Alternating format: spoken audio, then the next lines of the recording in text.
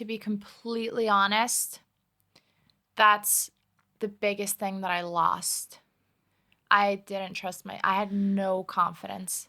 And that's so terrible to like, I couldn't even say anymore that I wanted to be the best in the world.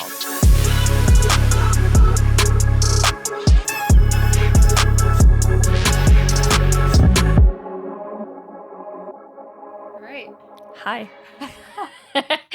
Welcome to the first Dottir podcast. I'm really nervous about this and I'm really excited. Me too. I actually just now when we started, we were like, who should start this? Who should start? Who does this? I was like, how long ago is it that we actually talked about doing this? Mm-hmm. It's been a really long time, and finally we're sitting down and actually doing our own podcast, which I'm really excited about. So this one might end up being a bit of a brain dump. It might end up being a little bit of this and a little bit of that, but at least we're going. And that's always better. Like, doing is better than perfect, whatever that saying is. Absolutely. At least we're doing. We've done multiple podcasts. I think you've been on a lot of podcasts, and I've been on a lot of podcasts. But not me and you. But not me and you together. And I've never led one. Or co-led one. Yeah, hosted one. One. So we're probably going to be getting a few like non-American words or non-English words in here. I tend to make up my own. I've gotten better Which at I it, normally understand. I'll translate. So you'll translate for me. No, I think we both, on the way here, I was like, oh my God, I want to talk about this and that, and like I want to talk about competing, I want to talk about mindset, I want to talk about just diet, and I want to talk about nutrition, supplements, I want to talk about pregnancy, I want to talk about postpartum depression, I want to talk about anxiety, I want to talk about our relationship, and what we've learned from from the start. I've learned so much from being your friend. Right back at you. Yeah, so I want to talk about all of this, but I don't think we can talk about all of this in the same in 1 hour. First episode. But I think what we're going to start off with is just like talk about something that's actually kind of hard to talk about, but very relevant right now. The past 2 years, where we are right now. Let's get right back into it. Yeah. It's been a really challenging couple of years for me. We've had very opposite years. Yours have been full of challenges too. You've overcome so much. Yes. And you've stood on the podium. Whereas mine hasn't been as great ending, you know? Not that it's ever an ending and it's a continuous of a journey, but I've had a very challenging 2 years. There's been a lot of changes. Yes.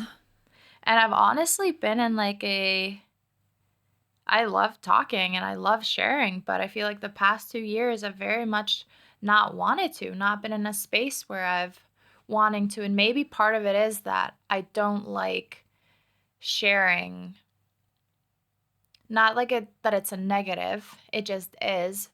But if it's not all happy and positive, and if I don't feel like I'm exuding joy, or motivation, I feel like I just want to crawl into a shell and I'll figure it out and then I'll show up again once I'm better. I know 100% what you're saying because I feel the same way. It's like I don't want to be sharing things that are going to bring people down. I want people that are following me, I want them to get motivated. I want them to get happy. I want to have positive effects on their lives, but what I have found out is it's so important to also share the hard parts because that's something that we can all relate to as well, because it's not hardly anyone has always good years. I remember like you said, I've had some really difficult years as well. Even in these past couple of years, they've just ended really well. I've been very successful, but I've had my share of hard years. And I know how it is when you just don't want to share it because you don't know how to share it without feeling like you're just complaining or making excuses.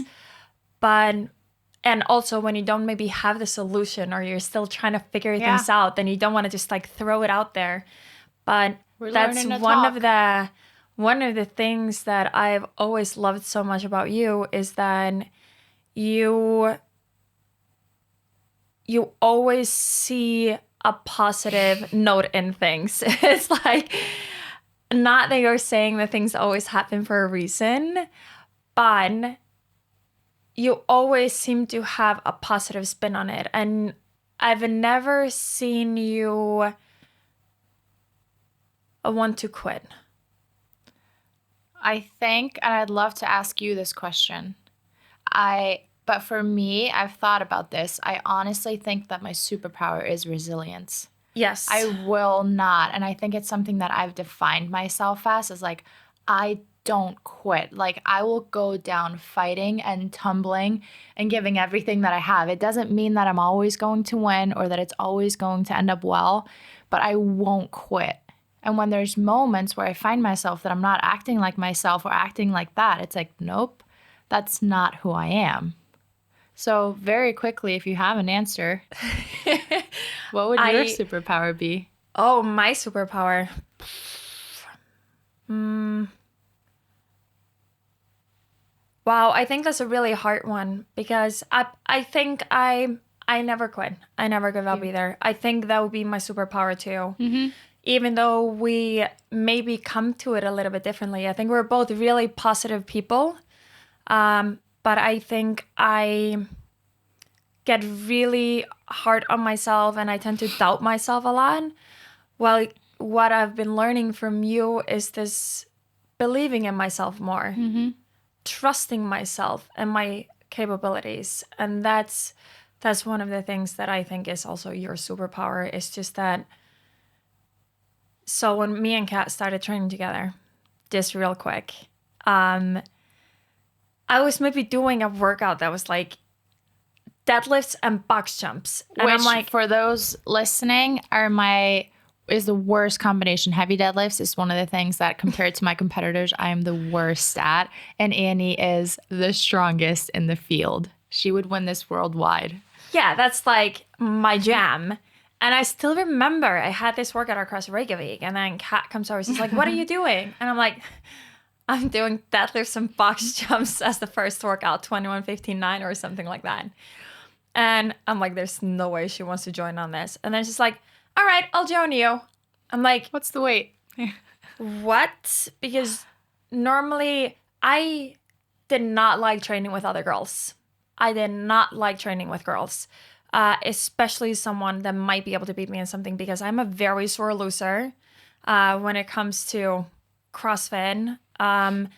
And somehow I was used to training with boys. And when you train with boys, you can always have it like, I always want to beat them, but you can always have it like, they're doing like A little different bit weights. lighter. Yeah. It's like, And not you your can't direct compare. competitor. Exactly. And it's not your direct competitor. But Kat, it didn't even matter if it was so far out of your wheelhouse. You would still be like, yeah, I'll join you. Can I join you on this? And I'm like, yeah, do you want to get buried? Not longing to get buried, but also if you think about then, like how incredible it was for me to get to train with you.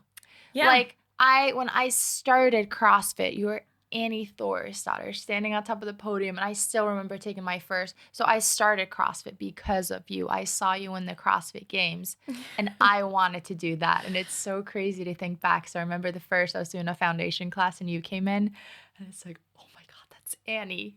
And here we are, best friends, and 11 years and 100 more to go later. Yes. So it's so one of the things that I'm the most thankful for in my entire life is you and the journey that we get to go through together and this mutual respect and this support.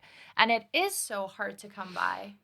But for some reason, in that example, you very likely were going to beat me in that workout, but you've always been able to show me what's possible. And I think that's what I saw. I didn't see that I got buried. I think I saw what was possible. And maybe it's a little bit of, call it what's delusion? Is that a word? Delusion, call it, Delusional. or call it like extreme belief in yourself. But when I see like Your superpower. when I see you do that, I'm like, okay, that's possible. And it doesn't mean that I'm going to get there, but I can work there. And so Yeah. you've shown me that in so many areas of like, whenever you beat me, I'm like, okay, like that's my standard. And I love having standards to strive for. And you've always given me these amazing standards because you hold yourself to an incredibly high standards across the board in everything that you do. So I've always loved being pushed by you and being shown what's possible. And that's what you taught me, is not be afraid to do things that you're not good at. You also need to do those things.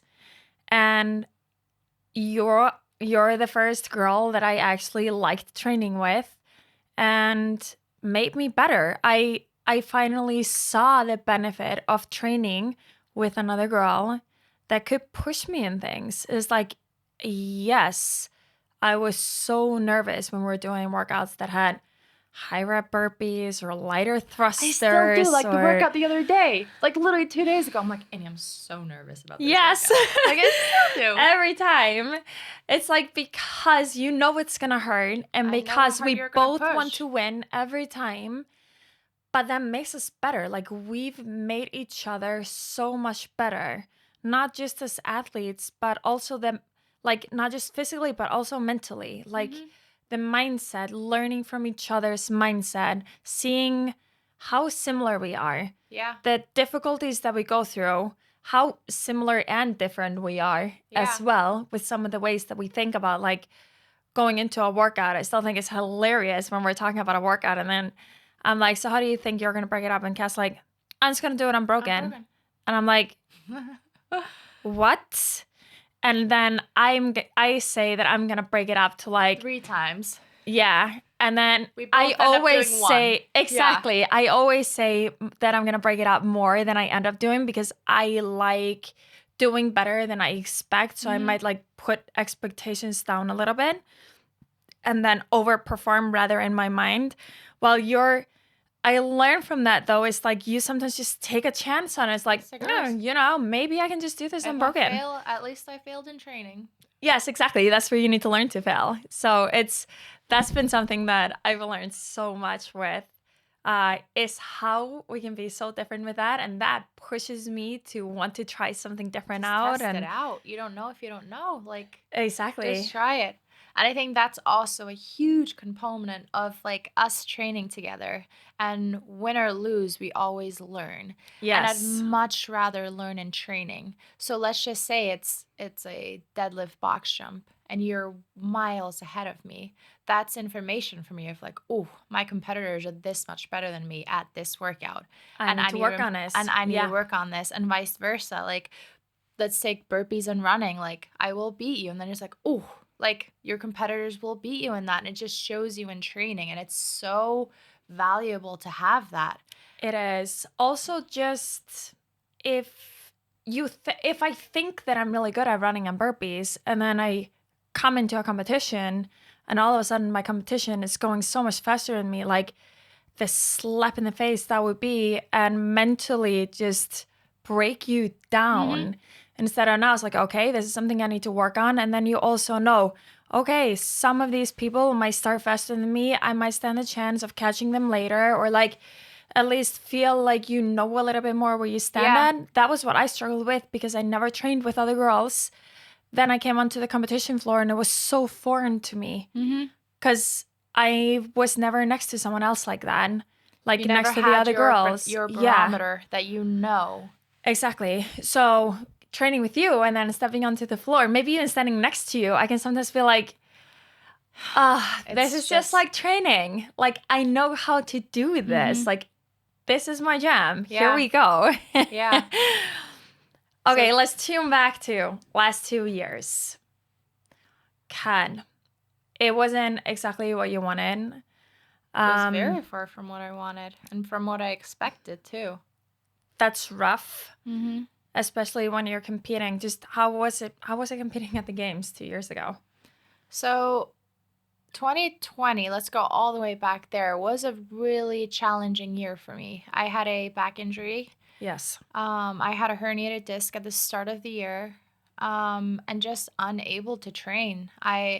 It's really crazy that I very much defined myself as an athlete, and then suddenly I can't even bend over to pick up a pillow off the floor. Like I can't move. It hurts to get into the car, and like, what am I if I, like, what am I now? And like looking back, it was such a blessing because we are so much more than an athlete. And it really had me like take a deep look inside of myself and sit with myself for a little bit and work through that. Um, Also, just maybe learning not to take it for granted. Like, yeah, yeah. yeah, it could be over so soon. So, really appreciating what I got to do. And then that was the year of COVID. So, also, like, the gym was shut down. I did have the privilege that it was Ben and Heather's gym, and I got to go in and train, but it was very much alone. Yeah. Getting into the summer, there was Tori came in and trained with me, so I had some that helped so much, and that's something that again, like, I never take that for granted, getting to train with somebody, especially when it's been tough. Yeah. Um, and then when the games, so if the games would have been in July that year, I would not have been ready. And I wanted so bad to compete, and I knew that I wasn't ready because I really only started training in June. And then the games kept getting pushed and pushed, and my endless belief in myself that it will be okay. I really tried. I just kept like, it kept getting pushed, and I'm like, so I kept making a final push to like, maybe I'll be in shape. And like, again, if they would have been in August, I wouldn't have been ready. And then they kept getting pushed. So, and then they split it into like an online qualifier. I remember like, all right, like my body isn't, I did everything that I could. I tried, worked so hard. I know. And I I knew that my body was not ready, but that's where I needed to trust my mind, and I needed to trust that I would compete with every ounce that I had, and it was 6 workouts. And again, if I was going to go down, I was going to go down fighting with everything that I had.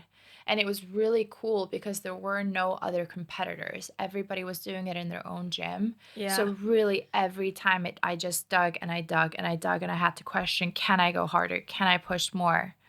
And I ended up making the game. So then suddenly I have a nut, like my season was prolonged, and I was just, in a sense, I think it worked out for me because it was such a long season for everybody else. Yeah. But I had just gotten started. Like I wasn't ready when I was supposed to be. And then because it was very much a blessing for me, Well, made that, everyone else were in this like loophole, like they were ready for July and then yes, they were ready for it's August. really And hard to peak so often. Whereas yes. I really had only peaked for that one and was still coming up. So that ended up being a really good year for me and took second at the CrossFit Games after a really challenging year. Insane. I remember so many of our phone calls together, just asking about your back, and you're like, yeah, I was doing some jerks today from the blocks. I'm pulling from the blocks today. Going to see a chiropractor is hard because of COVID. It's like so Yeah, many things, but like that season was perfect for you. so that ended up being really well. Then we come into the 21 season, and that was full of challenges for me. I so overall for the past 2 years, I I'm still processing it, to be completely honest. Like I can't really put into words how I was feeling. I think at the same time, so this is what I think you're extremely good at. I think you're very honest with yourself. You're very honest. You're very good at communicating what you're feeling, Yeah. and you tackle things. I feel like I've always said this, that you have a very healthy soul and insight and communication, and I admire that so much about you. And I don't do this on purpose. We've had this conversation. I know. I don't do this on purpose, but I very much don't admit when things aren't feeling right. I think I almost I think it's a defense mechanism of like I am great, you know, like, and then I It's put like the on that secret. front. You're trying to convince yourself that you're Yes. fine. And I really think I was just, because looking back, I don't think I realized this. I realize it now. I feel like I found my fire again. And I feel it in training. I feel like myself again. And it's really fun. And it's really fun to have that dig again. And it's only when it was back that I'm like, wow, I don't think it was there. And I wanted it so much to be there. And I think I was forcing it to be there. And it just wasn't. And Yeah, then, I feel like we had those conversations. I didn't quite understand because so often you were like, I was like, how are you doing? Like talking to Kat. And you would answer me like, oh, I'm finally feeling better. I finally feel like I got the drive again and things are going the right way. And I'm like, wait, last time we talked, you said you have finally found it, that you were good. And then the next time we talk, it's like, oh, I finally feel good and ready to just work hard and dig deep. I'm like, wait, what has been going on in the past few weeks? And that's when we had that conversation when you came here, where it was like, are you at least telling your coach when you're not feeling good? Because then maybe something needs to be adjusted, because we can't just continue digging and digging, especially if the body is not doing good, even your mind. Like some things we can't just work through like that. Some things, sometimes we need to take a deload week, even when we don't want to take a deload week, or talk to a sports psychiatrist. Like I've learned that the hard way. We need to be able to talk and process things to get over them. I'm not saying we need to dig really far into the past, and sometimes I feel like we make a bigger deal out of things than we then need they to. actually are. Yeah. Yeah. But especially as an athlete, you need to find the trust in yourself. Yeah. And to be completely honest, that's the biggest thing that I lost. I didn't trust I had no confidence. And that's so terrible to like, I couldn't even say anymore that I wanted to be the best in the world because I felt like it was so ridiculous. That's not my Kat. I know, like how sad is that for Yes. like for what like we seriously, that gives me goosebumps. I'm like, God damn. Yeah. And I'm like, if I ever heard you say that or like anybody close to me, I'd be heartbroken. Yeah. But I thought it was so ridiculous that I couldn't even say that anymore. Like I just thought I was so far out from that. And when I lost my confidence, I started doubting myself so much. And once I started doubting myself, then I can't trust myself. Yeah. And that's so important. With everything that we do, we need to trust that we know what to do today. We need to trust when we step on the floor. We need to trust that we know how to do this. We need to trust that whatever pace we're holding is right for us. And I think I was just so lost in this or that. And I honestly think I was claustrophobic is like I had so much fear. Yeah. And then it was fear of like, oh my God, like what if I do poorly here? What are people going to think? Like, what about this? Like, what's going to happen? Like, is it just going down from here? Like, it's very toxic. Yes.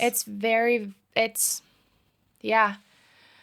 Also, just like, how are you going to compete like that or even train properly like that? Because when CrossFit is hard, we dig deep and we suffer. And I've sometimes talked about this, like, I might be dying during a workout. And then I'm like, well, I think I could have gone 5% faster and I would have been dying just as much. You know what I mean? Yeah. It's like, it's gonna hurt. You're constantly at pushing your 85 and limits. 90%. Yeah. It's gonna hurt. Similar is gonna hurt at 95%. Obviously, if you go 100, you might just like pass out. But you know, it's like going just a little bit faster might not hurt that much more. But when you have the fear of failing or doubt in yourself, you're not going to dare to push there. Yeah. And you're going to suffer just as much as if you would have pushed there, which means you're just going to be underperforming or not reaching your full potential. Yeah. And it's crazy to hear you say that you couldn't say that you were going to try to be the fittest in the world or that you could win anymore, because I have these thoughts about myself, but I feel like every time I've been with you, it's like, of course we can beat Tia. Like, of course we can. And I know that too, but like, it's sometimes really hard when you think about Tia as like a perfect example for that, because she is the best CrossFitter. Yeah. And She's so well-rounded. she's a scary competitor She's because made it very hard to beat her. yes, she's made it very hard to beat her. And I still fully believe that she's beatable because everyone is beatable. Like another Tia can beat another Tia. Everybody gets beat at some point. Yes, exactly. Like she might quit before she gets beaten, but of course it's possible because she can do it. Someone else can potentially do it. And she's worked for that and earned that. And if she can do it, there's no reason exactly for anybody else not to be able However, to. it's extremely difficult because she doesn't have a lot of weaknesses. And it's almost like she needs to make a mistake, or in her weaknesses, you need, like I said on another podcast once, you need others to do their shit and perform. And I think where she becomes, or people become, unbeatable is when we start believing that we can't beat them. Then it's not going to be possible. Yeah. But as long as we have the belief, there's no reason we're not going to reach it. Yeah. And that's funny. I was believing that we couldn't beat her. And then Kat's like, of course we can. I think we can. Like, we just need to work really, really hard. And then who knows? Like, the competition is not over until the competition is over. If we fall into these holes, we fall into these weaknesses, we keep our strengths, there's no reason that we can't. And that's the mindset that you need to have going into a competition. That I'm not saying you should have unrealistic goals and then be pissed at yourself or something if you don't reach them, because you need to have realistic goals for yourself. But I'm personally not competing at the games to participate, and I know that you're not competing at the games to participate. We've done it. There's nothing wrong with doing that, but we've done that for multiple years. So right now, either I stop competing or I compete to win. Like, I'm always going to want to win. Yeah. And I think that's such, like, I honestly look back and it's the worst thing that I lost was the confidence in myself. Yeah. So really interesting too was that I just love at the start of every year, I love picking a word for the year. Like, what's my word for the year? Like, it's been joy, it's been peace, and this year I was like, the word that I chose for this year and the thing that was inside of, I wanted my fire. And I wrote that down. Me and Brooks did this. We did a little exercise and we chose our words and we wrote down intentions and in different areas of our life. And the overarching, my end goal was fire. And I wanted to find my fire again. I love that.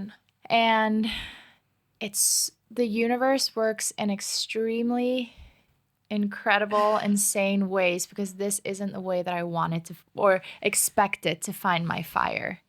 And we did have a really good year. I honestly do think I improved so much this year training in Iceland and training with you and training under Yami. Like, I did improve, and I think I set a great foundation. And I gave everything that I made some mistakes at semis. That's just, I made some mistakes, and that was the foundation of that mistake was not trusting myself. And I think I was acting out of fear and desperation and a workout that I was very nervous about.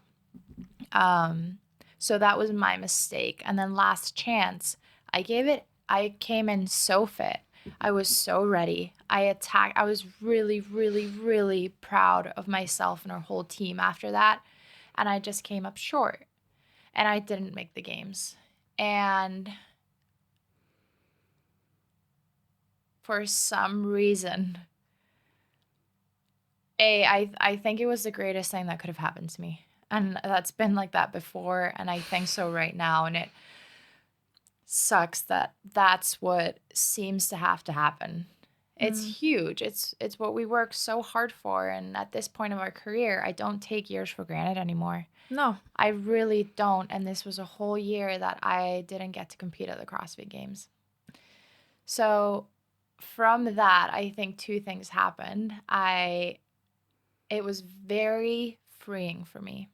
Like we were just talking about, when you feel so restricted and you're acting out of fear, you make bad decisions. You're never going to fully fulfill your potential when you're acting out of fear. You need to be willing to fail. You need to be ready to take the risk that things might not go as you want to be able to fill that potential. Yes, 100%. And I wasn't. I was so scared. And I think not. So a career perspective, this was the worst case scenario. It's the worst finish that could have happened. And I'm still here. I still get an opportunity to compete another year. I still have the most incredible boyfriend who loves me in the entire universe, the greatest family, best friends, support system, and I still get to do this. And it's almost as if like the worst happened. And you're fine. Yes. You survived then. And I feel like I gained some freedom out of that. And the opposite side of that too is that it really made me take a deep dive and look into, what am I doing? How hard am I willing to work? What am I going to do? And I'm honestly doing more than I can ever remember myself doing, and taking I don't even know, 360 different approach, or is that the same way? Is it a 180? Like completely different approach. With, for example, the thing that's always held me back the most is my overall strength. Yeah. And it just takes so long to build. So didn't compete at the games. I'm taking all off-season competitions off, which is so hard for me because I love competing. I know. Oh my God, I want to compete so bad at rope. But I'm not doing that because I'm giving myself the shot to actually get strong and taking the time to do that. So there are so many things that, and again, I can now say that I want to be the best again. And that's such an incredible feeling that I can say that and believe that again with Yes. the work that I'm doing and the trust that I have in it. And that's more than I can ever ask for. That doesn't guarantee any result.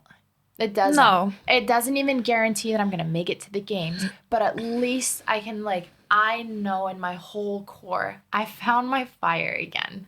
That's what I wanted at the start of the year, and it went such a different direction and journey than I ever could have expected or planned out or played or wanted. But sometimes the universe just knows a little bit better, and it put me on this path. And I'm giving everything that I have. I don't take any years for granted. I don't take any competitions for granted. And giving it everything that I have. If I come up short, I want to be proud of what I did. If I come up short, I want to be able to look at myself and be like, you know what? At least I went down swinging. I honestly think that's the most important thing, that when you compete, you have the belief that you did everything that you could, and now it's out of your control. Now you just have to perform and see what happens and enjoy it. And that's what I think for both of us, if we're not enjoying competing, we can quit. Yeah. That's going to be the bad years. And I'm not saying, obviously it's easy to enjoy competing when you're doing great, but you can still be just proud when you walk off the floor.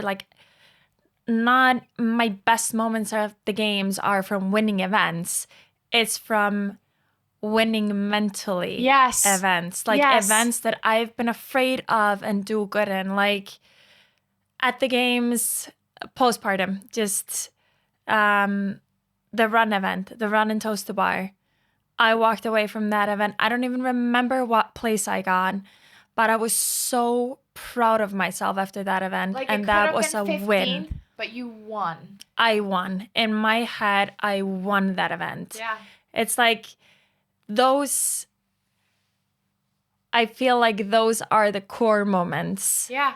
It's really incredible to think back because it's kind of counterintuitive, but it's not like the wins that you remember the most because sometimes the wins they can be expected because you think, like, if you're in, when a workout shows up that you can take a top three and you really have to fight for it, and likely in your wheelhouse, it's the workouts that are been terrifying that you've done so poorly in so many times so that you Yes. actually have like a connection to like, this is where I normally do poorly. You have to overcome that. You have to overcome the workout. You put in so many hours, so many tears in the gym to that movement. And then you finally do well to your standard. And it might Exactly. mean 15th out of the whole pack, but you come out thinking you won that one. Exactly. That's why I think it's kind of funny. Like, obviously, we want to win. We want to stand on top of the podium. We want to be able to call ourselves the fittest in the world. Like, I can see that smile on your face. Like, hell yes. That's what we want. That's the dream. And I think it's important. Like, I've gotten a little scared of myself when I do, like, to calm myself, like, all you can do is your best. Yes, it's good to use that to keep yourself calm. Like, when I'm really nervous about a workout, and I'm like, all I can do is my best. I can't expect anything else. Don't think about where the other girls are. Just do what you can do to stay calm. However, all you can do is your best, but then make sure that it is actually your best. And then you can compete. And then you compete. Like, yes, I'm going to be looking at the other girls if we're getting close to the finish line, or if someone is like, I'm standing by the bar, maybe I can do a little bit better if I pick up the bar now, instead of just like, no, all I can do is my best and relax. Like, you need to find that like middle ground on calming yourself down and then actually pushing. Mm-hmm. And yes, I also say I'm going to be proud of whatever placing I get, as long as I feel like I did my absolute best, because it's out of my control where any of the other girls are. Same for you, but I'm still going to be happier if I end up on top of the podium. It doesn't mean that I'm not striving to win. Like, it means that I can't put that on myself, that I'm not successful if I don't win. However, I'm always going to strive for that. There is always a disappointment with not being the best, wherever that placement is. There's always because we want to. We always want to. And that's just the competitor in us. That there's always but that feeling, you can either then be like, but I'm really proud of what I did. Or you can be like, there's a disappointment to it and you didn't do what you could. Exactly. That hurts. That hurts. And you can't move on from that. Yes, exactly. And that sticks with us for a long time. Yes. And I think actually it would be interesting. I think I know that you're the same way as me with this, but if that happens, that we have a poor finish and we didn't do our best, it sticks with us not for the day the competition, it sticks with us for the next season, for the next seasons. Yeah. It can stick for a very long time. Those really hurt. So they can serve as motivation. Some of those, I think, will last until you're done competing. Yeah. Yeah. Definitely. There's some that have just been that costly. I don't think I will ever forget the Rock Run event 2019 when I got cut at the games. It's like, I can talk about, I can definitely make reasoning that there should not have been cuts at that point during the games. I think it was not well programmed for those cuts. It was not well balanced if you were going to make the cuts at that point, and definitely done too early. But I also believe that I was plenty fit enough to not have been cut at that stage. Even so, yeah. Even with it being like that. Also, I was not cut because of the sprint event. That was the final event to get cut. I was cut because of that rock run event. Yeah. Because that's the event that I am disappointed in myself in. And I'll still be disappointed with what I did in that event because I started walking in that event. Mm-hmm. And I started thinking, it's okay. Just one more girl. It's okay. Just one more girl that's passing me.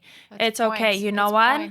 That one more girl that passed me cost me top 10 of the games and potential podium position. Yeah. Like, I did not get to play because of that, because I was afraid that I was going to overheat, because I was afraid that things were getting too difficult. You know what? I think I'd rather overheat Then than be cut. actually Yeah. be cut.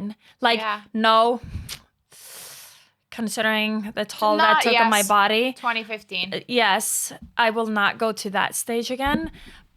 I'll rather take last place in an event than that. However, Within reason. yes. Overheat within reason. Overheat within reason. I was not gonna overheat in that event. That was just my head playing with me. So I think I'll never forget it. But at the same time, what that event will give me is I will never walk again in a workout. Like, You I will will never not ever do stop that. again because of how much that hurt that Yes, time. absolutely. So those there are certain moments in your career that I Yeah. think will stay with Very you. defining. That I don't think people that are watching you, even your biggest fans, are maybe gonna realize are your defining moments. Yeah. Because that's, you learn from your losses even more than you learn from your wins, I think. Yeah. They give you a lot. Yeah. It hurts a lot, but they Yes. do give you a lot. Yeah. And If you process them. if you process them and use it. Yeah. Yeah, I think it's very true. And I think they give you things that you otherwise could not have gotten. Yes. I agree. You can't learn from that experience if you don't get to experience it. That's why I would have wished you wouldn't have had to go through not qualifying for the games this year, because you were better than that. You were fitter than that, and I agree with you 100%. It was, you make a mistake, you know? Yeah. But at the And you same wouldn't want to learn time, from it that way. yeah. But at least then make a decision that you're gonna learn something from it. Yeah. Take whatever you can out of that shitty experience and use it for something. Yeah. So there have been a lot of changes, and changes are uncomfortable, and changes are hard, and changes, Our growth. yes, changes are discomfort, and I think discomfort can create growth. Yes. So we'll see. We'll see what comes out of this. Good things, I think. I think so too. Even though I wish you were still in Iceland. Yeah. I miss you so much. I know. I do too. Whenever we're together and we just get this time, it's Yes. just so good for the soul. It's so good. We're just meant to be together, Annie. Yes, we are. It's crazy. I found my soulmate. I know. And I believe Frederick, I love you. Yeah, and Brooks. But- I was just about to say, we have our soulmates. Yeah. But I believe you can have more than one soulmate. I think so too. And it's so crazy because I actually think it's crazy that we found each other. It's so like that we both are going through such a similar journey, and we have this is actually, I was thinking about this, it's probably a couple months ago, that we have the same goal for most of our career. Yes. We both want to be the best in the world, and we show up to the gym with the same. It's kind of a crazy goal. When you say that you want to be best in the world, you're saying that you want to be better than everybody else in the world, like everybody else. Exactly. Yeah. And like both of us want to do that, and both of us are willing to go to push ourselves to the limits every single day. And the fact that humans in general, we pick our people that we like being with. I think that's so funny too. We really like each other. We really like pushing each other, supporting each other, even the fact that we're one of each other's biggest competitors. And I want so bad for you to do well. Like, I like beating you. I really do. But I'm also so happy when you do well, because I need you to do well so that you can push me, and vice versa. I need to do well so that I can push you. And if it's not me, I want it to be you. And there's nobody that I'm happier for than if it's you. And that's so like, it's very hard to have, and it's very hard to come by. And for some reason, we were born one town apart and went through a very similar journey. You're 4 years older, so when we were young, we didn't end up we had the same coach, just at different times, same gymnastics coach. Yes. It's Our journeys have been very similar in so many ways. So we have so much understanding, so much respect, so much support. And the fact that we have it in each other, that's one of the things, and I said this at the start and I'll say it again, that I'm just the most thankful for in my entire life. I agree. And it always seems crazy when I talk about this, and that's something that I've talked about in so many podcasts, is our relationship. Because, like, how can you really want your direct competitor to do good? And I'm like, I don't know, like, maybe it is something just crazy in you, but obviously we've established this relationship. You're like my sister. Yeah. And obviously I want to win. But like you said, there's no one else I'd rather have next to me in second place, you know? Yes. But if I'm not going to win, I want you to win because you are my best friend. And also just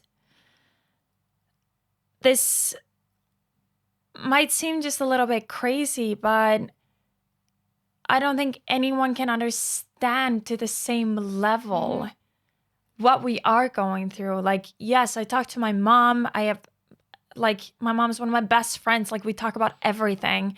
Frederick obviously has so much understanding of everything I do. He's been by my side for the past, I don't even know how many years now, 11 years. Like, at the CrossFit Games, right next to me, also competing. So he understands. Yeah.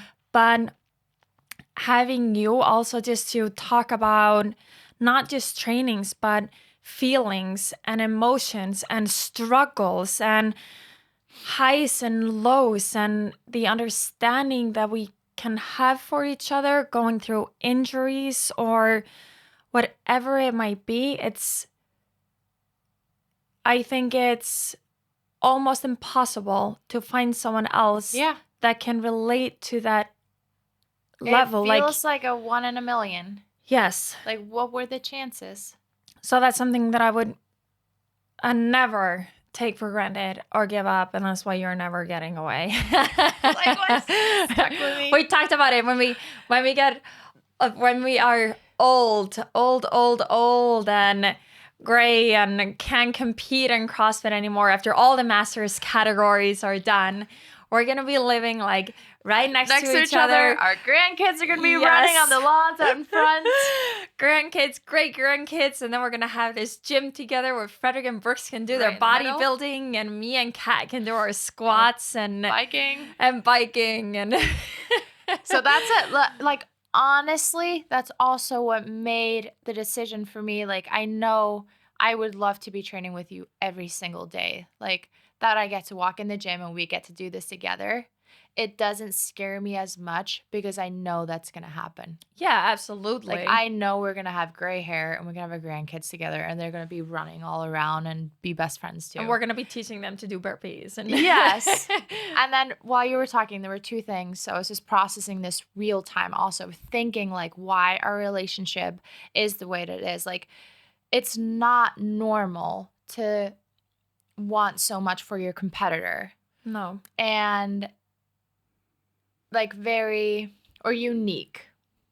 And like two things. I think one of it is that I see how hard you've worked. Ever since I started CrossFit, I've always seen the work that you put in. And when you see somebody put in that work, and I see that you're always pushing your limits, and I see how hard you push yourself until you cry in intervals. You push yourself until your lungs are burning on your muscles or feel like they're bleeding. And you push yourself so incredibly hard no matter the day. And I think just seeing the work that you put in, I want so much for you because I know what you have put in and I feel like you deserve it so much. That's a very good point. And I get to see you do that every day. And then the other part too is just I honestly feel like I owe you so much. I feel like you've given me so much, and so much of the reason of what I've been able to accomplish has been because of you. And you very much paved the way so much for, like, I always had you to look up to. I came into, and I've gotten to do this with you but you very much paved the way. You were already the best in the world. The first time that I'd heard of you through a mutual friend, you were the girl that was doing boot camp and pole vaulting and trying this CrossFit thing. But the first time, like, I saw you winning the CrossFit Games, I was like, whoa, that's what I want to do. You're so amazing, Kat. But I think it's the same for me. Like, honestly, I probably wouldn't be competing anymore if it wasn't for Frederick and you. Like, you've made it fun, and like what you've given me as well, learning from you and your mindset. Okay. Learning from you and your mindset. And then, like, just an example, my year after having Freya, like, I don't think I would have competed at the games if it wasn't for you. And I don't think I would have made it through the games if it wasn't for you that year. Like, that was a rough year. And with your incredible belief, it gave me belief as well. So I think that's why I can't explain why I want you to do so great and us to be there together. You know, it's impossible to actually put it into words. Yeah, I couldn't agree more. And I think, like, circling right back to what we started with too, of like actually talking about challenges, is that was a very, like, I think very few people can understand, but we can very much imagine what a challenge it was to have Freya, your first child, in August, and then next August be competing at the CrossFit Games, and you podiumed. And I think you were very good at sharing your journey, and people love following your journey because of who you are, and they saw those struggles. And I know that not everybody got the behind the scenes struggles, but knowing what it took for you to get back to the CrossFit Games, and when you were doing the snatch ladder, like, not only surpassing everybody else's expectations but your own. I'll never forget your face when you just, like, it landed on, like, above your head, and you're like, oh, like, oh, it's like, still there. Wait, I just need to stand it up, and I haven't. But the whole thing was just magnified because of the struggles. Yes. Your third place was, I don't even know how much you can say lifted and magnified, because of what you had been through and gone through and overcome. And it was because of the challenges that the triumph was so much greater. Yes, 100%. Because, like I said, 10 days out of the games, I still didn't even think I was going to compete at the games. Yeah, I remember that. I remember our phone call. Yes. Forever grateful for you. I'm so glad you came. Damn. So on these podcasts, we're just going to be talking about how grateful we are for each other. How much we love each other. Yes. I love you and you love me, and we'll be happy after a podcast. Yes. But it is time for me to leave. I had a hard leave 2 minutes ago because I am taking a flight. Kat's leaving me. I know. And going we don't to the like airport. Goodbyes. It's a very typical us. I came 20 minutes late for the podcast because of being very time optimistic. I was like finishing up my training, and I'm like, oh, I'll be able to do my heat training too. And I'm like, and shower. Nope. I'm We're late. getting late. Usually I'm not the latest one, but I'll take it. Take the blame this time. And then Kat has a heart pass because she needs to go to the airport. This was so fun, though. And I'm really excited. We have a lot of things that we want to talk about. We have a long laundry list of things, and we're going to find a schedule, and we're going to record whether you're here and I'm in Idaho, or wherever we are when I'm back here. We'll do it right here. But I'm really excited about, there's so many things, and we've talked about this for so many years that, like, and again, like, I'm biased because this is our conversation, but I love the conversations that we have.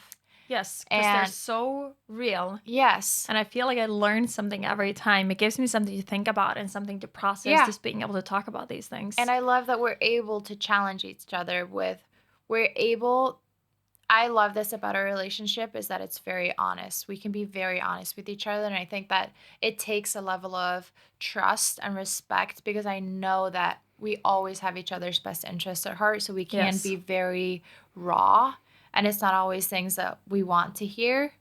And then great conversations come out of it. We talk about whatever we were thinking about during the workout or upcoming or this and that. And so many times we've thought about, like, we should have a podcast. And years we've been talking about that. We So, have. And I've final, been thinking so much lately. It's just like, if I just had the knowledge I have now and could give it to Annie like 10 years ago yes, or 7 years ago, 4 years ago, whatever it is, I'm like, that I'm not saying I'm the wisest one, but I feel like with every year you get new struggles, new experiences, competing, especially. You just learn so much when so you're pushing much. yourself like that.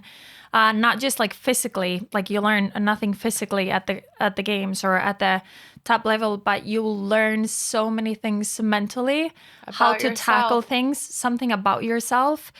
And that's something that I feel like I want to be able to give back. Yes. I've gained a lot from people around me and learned so much. I would love to be able to give that to others that might struggle with And similar things. sooner. Yeah. Yeah. Sooner. Not always have to walk through the same mistakes or the same struggles. We can But learn from others. yes, very much. And I feel like stories move the world. And I love hearing other people's stories. And I love that we now have a platform to share ours. Me too. Cheers. Scout. Cheers. So, Scout. scout, like we Scout. say in good Icelandic.